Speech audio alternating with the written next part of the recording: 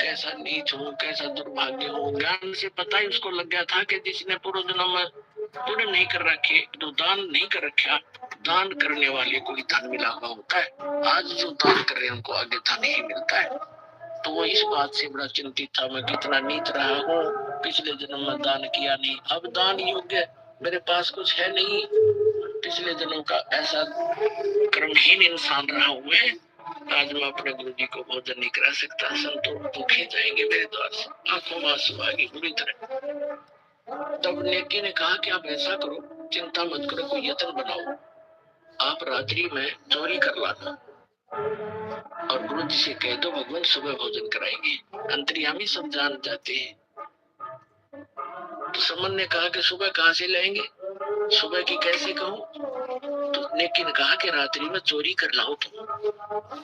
अब उसी समय सेवक कहने लगे, अब लड़का रोज सुना करता माता पिता के मुख से बेटा भूखा रह जावे, पर चोरी नहीं करनी चाहिए। चोरी करने वाला व्यक्ति कभी भी सक्सेस नहीं होता, उसका नाश होया करता है, महाअपराधी व्यक्ति होता है। तो सेवक कहने लगा कि माता गुरु जी रोज सत्संग में सुनाते हैं चोरी नहीं करनी चाहिए, और आज मैं आपके मुख से सुन रहा हूँ कि चोरी कर ले हम, इससे अच्छा तो मर जाए वो अच्छा है, भूखे मर जाएंगे, गुरु जी से हाथ जोड़ देंगे।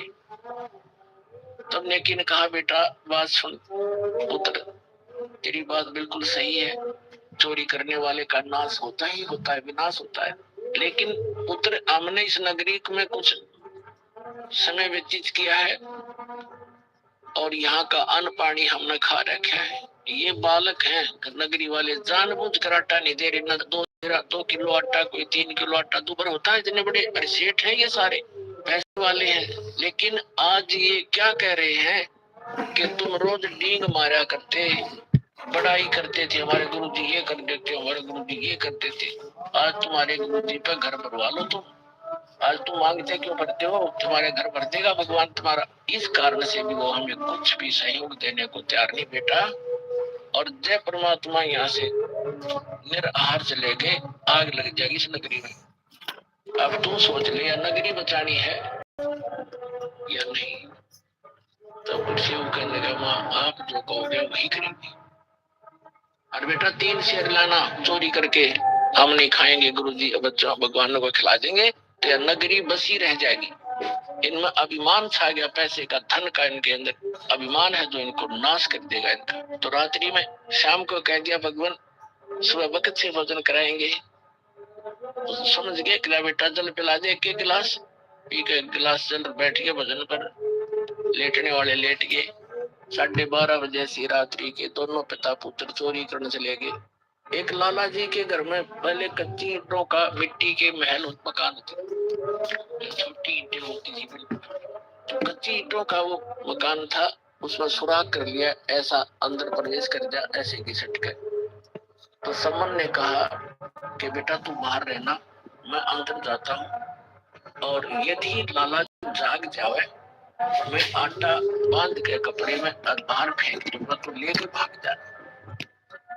तो सेव ने कहा पिताजी अंदर मैं जाऊंगा, और यदि लाला जी सेठ उठ गए, जाग गए, तो मुझे पकड़ भी लेंगे, तो मैं बालक करके मुझे माफ कर देगा राजा।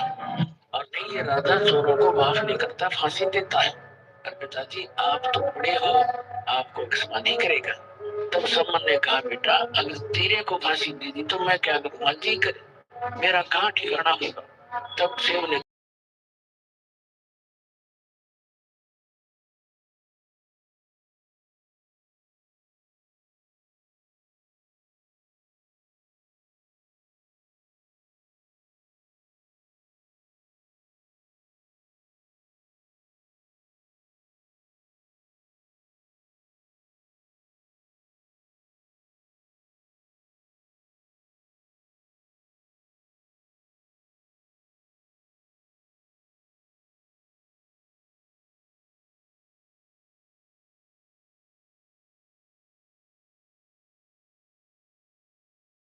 दिया, रस्सी से थाम के अंदर मकान, और पूछा कौन है, तो किसका है, उसने सच्ची बता दी, मैं ऐसे समन मनियार का लड़का हूँ, मेरा नाम है। और कहा कि लाला जी इतना गुस्सा क्यों हो रहा, 3 शेर आटा लिया हमने, हमारे घर हमारे गुरु जी आए थे,